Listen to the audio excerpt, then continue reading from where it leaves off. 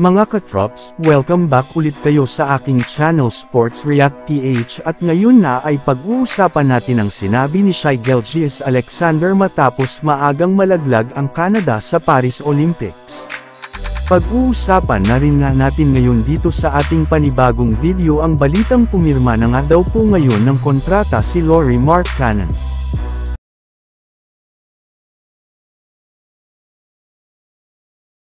Bago pa man nga mga katrops, magsimula ng Paris Olympics ay isa na nga ang Canada sa mga kupunan na possible nga daw po na makatalo sa Team USA pagdating sa pagkuha ng gold medal.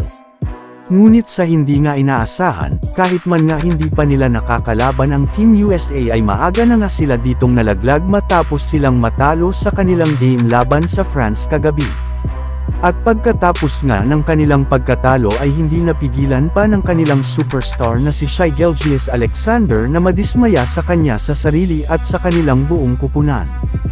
Ayon nga sa naging pahayag nito, wala nga daw po nag-expect na malalaglag agad sila ng maaga sa kompetisyon na ito.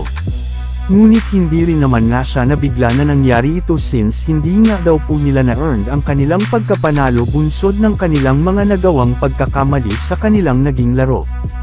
Hindi nga daw po naging maganda ang kanilang simula gayong masyado nga sila ditong nag-relax at hindi sila nagmadali dito. Bukod rin nga dyan ay hindi rin naman nga nila pinagtuunan ng pansin ang maliliit na detalye sa kanilang laban kaya sobrang nahirapan na talaga sila dito na manalo. Inamin rin naman nga nito na mas may energy, mas may puwersa at mas aggressive nga daw po ang mga players ng France kesa sa kanilang kupunan. Kaya hindi na nga niya napigilan pa ni Shai Gilgeous-Alexander na maging emosyonal sa kanilang pagkatalo. Samantala pumunta naman tayo sa ating sunod na pag-uusapan ngayon sa balitang pumirma na nga daw po ngayon ng kontrata si Lauri Markkanen.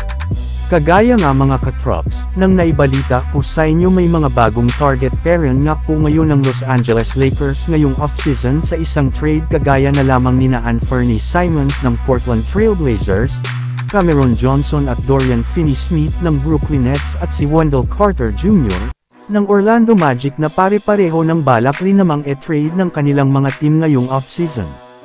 Yes, marami pang ang option ngayon ng Lakers pagdating sa pagkuha ng player sa loob ng trade market matapos sobra sila na mahirapan na makuha si Jerami Grant sa isang trade at pumirma na lamang ng kontrata si Lauri Markkanen sa Utah Jazz.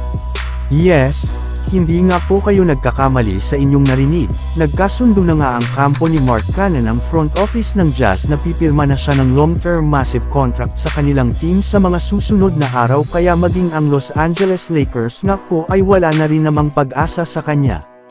So yun lang nga mga katrops ang handog ko sa inyong storya ngayong araw, sana nag-enjoy kayo. Please like and subscribe my YouTube channel Sports React PH para sa iba pang storya at update patungkol sa NBA. Kita-kits muli sa ating susunod na video.